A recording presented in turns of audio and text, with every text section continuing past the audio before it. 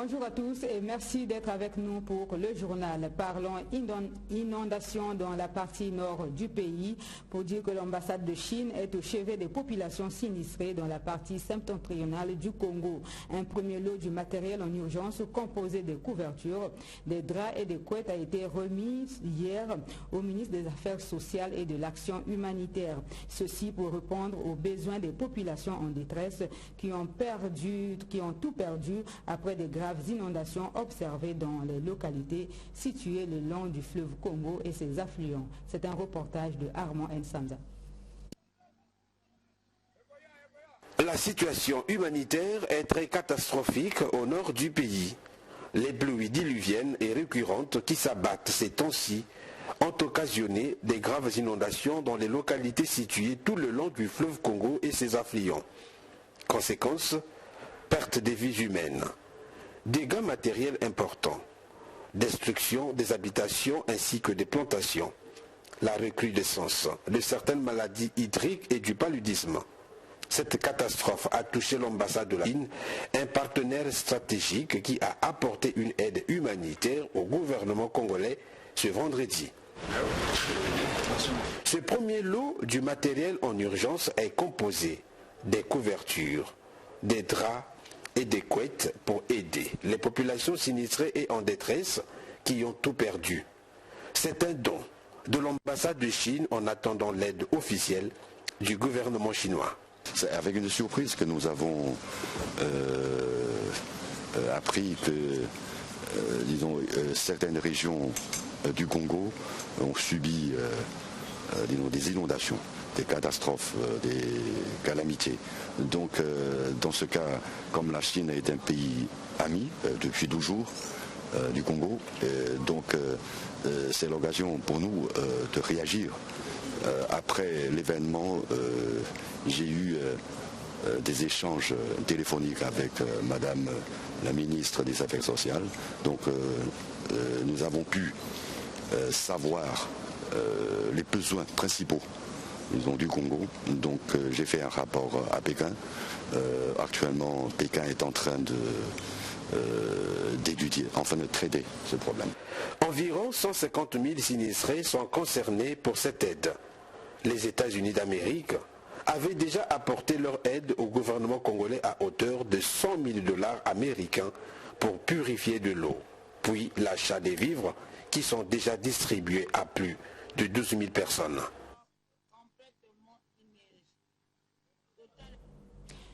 Le gouvernement est en train de se préparer pour faire face à cette catastrophe humanitaire qui endeuille les familles. Les équipes sont en action. Propos d'Antoinette Ndinga Nzondo, ministre des Affaires sociales, qui a rassuré la population à ce sujet. On l'écoute. Nous sommes en train de nous préparer. Les équipes sont en action. C'est pas facile. Il faut évaluer d'abord la population qui est touchée. Makotipoko, par exemple, il n'y a plus personne à Makotipoko. Nous devons savoir où est partie cette population. Et quand nous irons aider la population déplacée, nous devons aider aussi la population qui a accueilli. Donc, le nombre est multiplié par 2. Celle qui arrive et celle qui accueille. Donc, nous sommes dans des calculs et bientôt, et après, nous allons partir. Parlons santé, dans ce journal, le CHU Ibn Sina du Maroc va accompagner le CHU de Brazzaville dans ses réformes. Un accord de partenariat a été signé hier entre les deux parties. Le point dans ce reportage de Christelle Gakoso. Le document est signé par le secrétaire général du FULS. Par cette signature tripartite, les CHU de Brazzaville, de Montréal et d'Ibn Sina s'engagent dans une mutualisation d'efforts dans l'amélioration du travail au CHU de Brazzaville. Avec le CHU Ibn Sina, le CHU de Brazzaville bénéficiera du renforcement et de l'organisation de la direction des soins infirmiers et aussi contribuer au renforcement des capacités de gestion administrative et clinique en fonction de ses besoins prioritaires identifiés pour l'année 2019-2020. En réalité, le partenaire Maroc se donne 3 axes d'intervention d'ici à mars 2020. Si la direction des soins infirmiers s'inscrit dans le premier axe, le renforcement des compétences du personnel d'urgence et l'organisation des soins d'urgence sera le deuxième axe. L'appui et l'organisation du bloc opératoire est logé dans le troisième axe. Une bonne affaire pour Sylvain Villiard, qui voit là l'une de ses missions se réaliser. Le patient est au cœur de nos préoccupations. Je sais qu'à Ibn Sina, le patient est au cœur de leurs préoccupations. C'est le cas au CHU de Montréal et c'est le cas aussi au CHU de Brazzaville. Il faut mettre l'ensemble de nos ressources, l'ensemble de nos connaissances vers le patient. Les réformes, c'est que nous mettons de l'avant avec l'aide de nos partenaires, ici aujourd'hui à Ibn Sina, vise l'amélioration de la qualité des soins aux Congolais. En espérant qu'une journée aussi, que tout l'Afrique centrale s'en bénéficie et qu'on redevienne une destination pour tout le monde, mais en premier pour les Congolais. Ce sont 3 grands centres de leur localité qui viennent de signer cet accord. Le CHU de Brazzaville, le plus grand centre hospitalier du Congo, le CHU de Montréal, de l'Amérique du Nord et Ibn Sina du Maroc. Reste que le CHU de Brazzaville puisse tirer le meilleur parti de cet accord parce que sa réputation depuis est sujet à caution.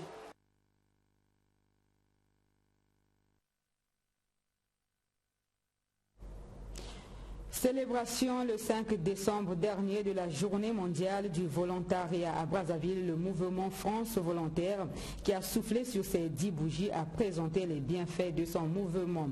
Les volontaires ont plaidé pour la prise en compte de leurs actions dans les politiques de gestion des pays. Vincent de Paul Koubemba et David Gomez nous en parlent plus dans ce reportage.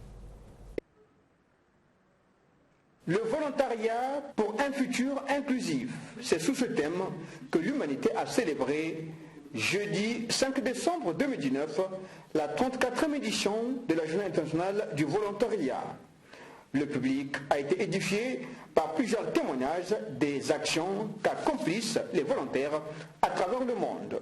Cette journée, qui met un accent particulier sur les actions des volontaires, a été une occasion pour Aruna Djenkarey, représentant national de France Volontaire et représentant national du volontariat Congo-Brazzaville et Congo-RDC, de formuler un plaidoyer pour que les politiques prennent en compte les actions des volontaires dans leur politique. Selon lui, les volontaires apportent les solutions innovantes dans la société.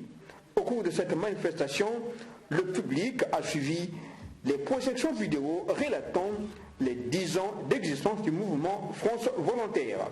Pour le responsable coopération et d'action culturelle à l'ambassade de France, ce que fait la force du volontariat, c'est la qualité des membres et l'engagement dont il faut montre. Les objectifs du volontaire sont multiples.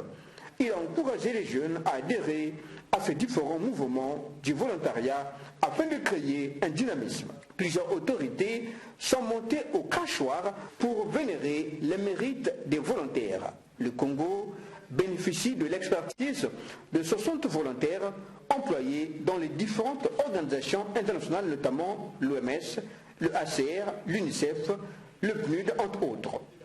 Le volontariat constitue un levier important pour le développement des échanges de peuple à peuple, de société civile à société civile et individu à individu entre ressortissants des départements du sud comme du nord, d'est à l'ouest, a souligné Anna Ongeri, membre du RAFSI Congo.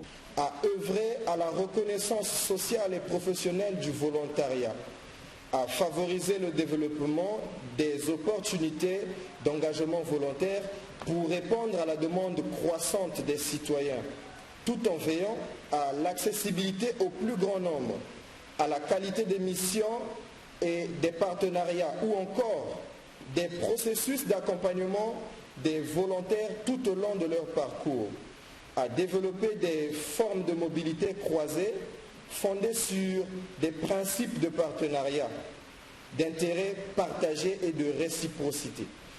Nous appelons donc les États les agences nationales, les organisations internationales et plus largement l'ensemble des parties prenantes à se donner les moyens de garantir la qualité du volontariat et de veiller aux potentielles dérives telles que la marchandisation du volontariat.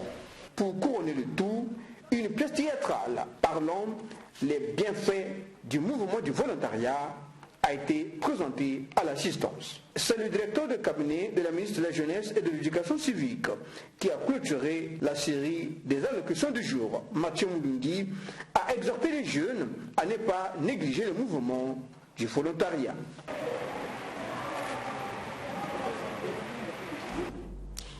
Un message du secrétaire général de l'ONU a été rendu public à l'occasion de cette 34e célébration. Antonio Guterres a reconnu les efforts fournis par les volontaires à travers le monde.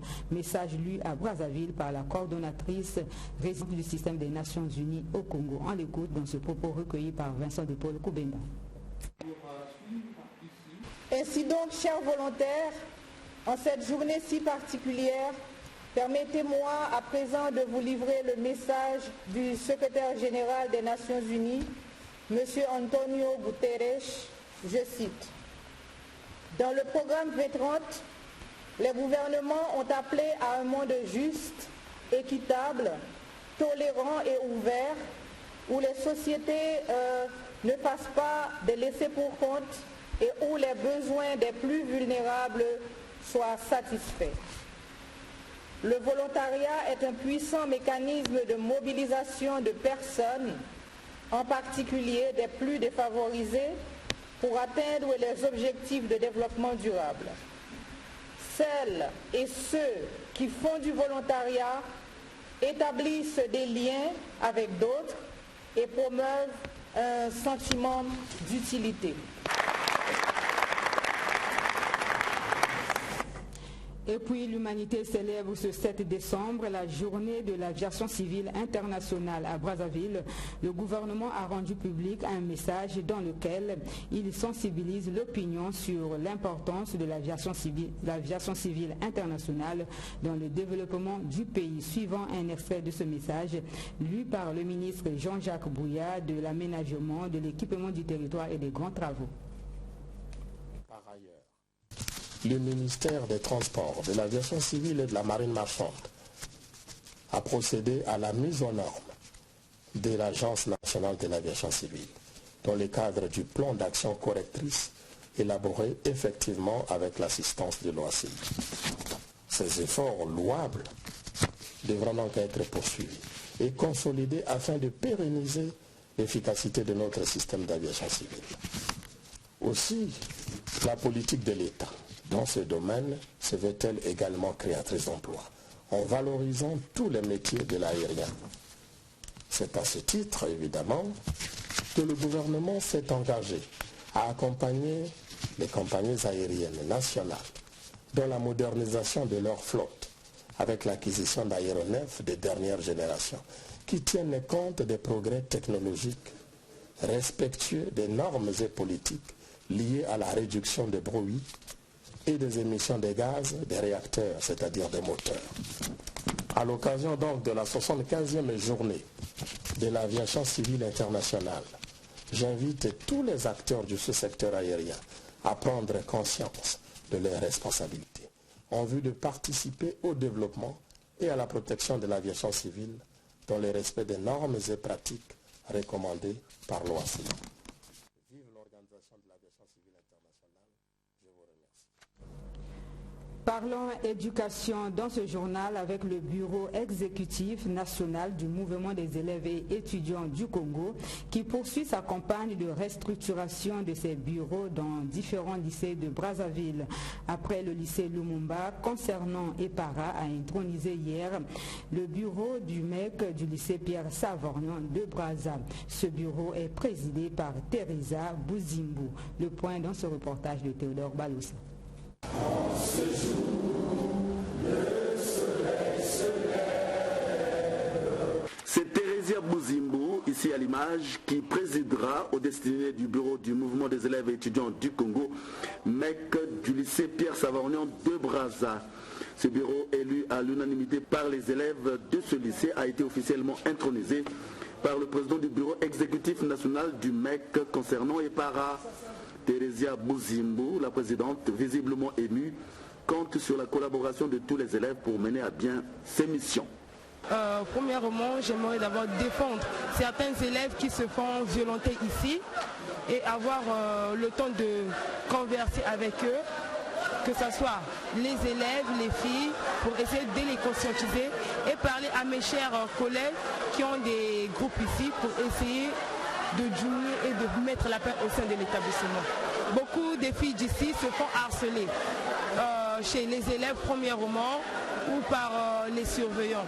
Donc j'aimerais défendre ces cas parce que quand on est élu présidente, tu es au sommet et à la tête de tout un établissement. Une commission de contrôle et vérification a été également mise en place. Bureau dirigé par Norma Prince Kwelapuka. A noter que peu avant l'intronisation de ce bureau, les responsables du MEC ont tenu à conscientiser les membres de ce bureau sur la lutte contre les actes d'antivaleurs, sur la défense des intérêts des élèves et sur le harcèlement sexuel dont sont souvent victimes les jeunes filles. Pour le président national du MEC qui annonce l'ouverture de la campagne d'intronisation des bureaux du MEC à l'université Mariangwabi, il sera mis en place, comme dans tous les lycées d'ailleurs, une ligue des jeunes filles au lycée Pierre Savarnian de Brazza.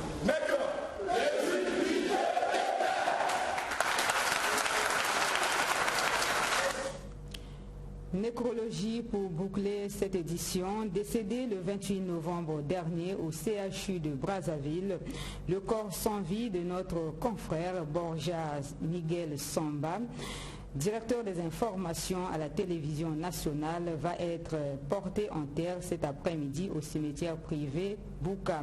Bien avant sa mise en terre, la presse tout entière lui a rendu un dernier hommage au CNR TV où sa dépouille a été exposée depuis hier. Borja Samba nous quitte à l'âge de 43 ans. Il laisse une veuve et 5 enfants.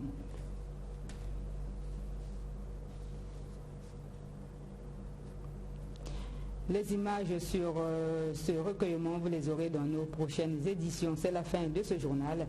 Merci à vous de l'avoir suivi. Le prochain rendez-vous de l'information, ça sera à 20h30 et c'est Bernida Sitou qui sera chez vous. Avec moi, le rendez-vous est pris pour demain à la même heure.